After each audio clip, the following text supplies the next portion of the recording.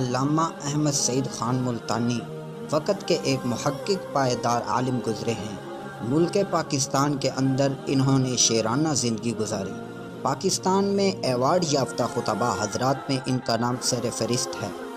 یہ واحد آدمی تھے جنہوں نے پاکستان کے اندر 26,000 بیان کر کے ایک ریکارڈ لکھوا دیا۔ انہوں نے قرآن پاک کی تفسیر کے ساتھ ساتھ بہت ساری تصانیف بھی لکھی جو کہ آنے والی نسلوں کے لیے فائدہ مند ثابت ہو رہی ہیں اور ہوتی رہیں گی۔ ان کی تصانیف میں سے چند تصانیف قبر کا عذاب، قرآن مقدس، بخاری محدث وغیرہ ہیں۔ انہوں نے پاکستان کے اندر ایک کتاب لکھی جس میں انہوں نے بخاری شریف میں سے ضعیف احادیث جو قرآن کے مقابلے میں آتی تھی نکال دی، جس کی وجہ سے مخالف مولویوں نے علامہ احمد سعید خان ملتانی پر مقدمہ درج کروا دیا۔ پورے پاکستان کے مولویوں نے علامہ صاحب پر کفر کے فتوے لگانے شروع کر دیے اور عدالت میں 7 دفعے سزائے موت کے لگوائے۔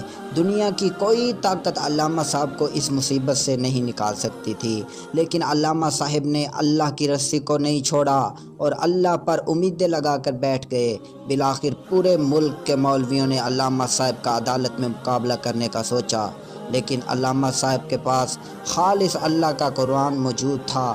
سب مولوی جب علامہ صاحب کے سامنے آئے تو 5 منٹ بھی علامہ کا مقابلہ نہ کر سکے اور بھاگ گئے۔ ججز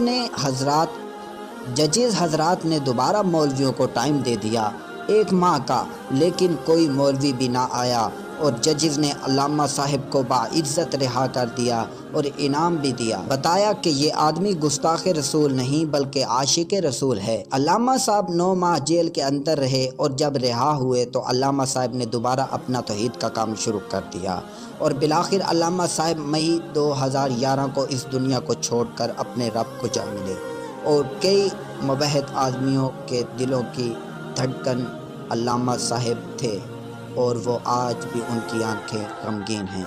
لیکن آج میں آپ پر چھوڑتا ہوں، آپ فیصلہ کریں۔ علامہ صاحب کی تقاریر سن کر، علامہ صاحب کی کتابیں پڑھ کر یا علامہ صاحب کی وفات پر چہرہ دیکھ کر یہ شخص گستاخ رسول تھا یا عاشق رسول تھا؟ کمنٹ میں ضرور بتائیں۔ جزاک اللہ۔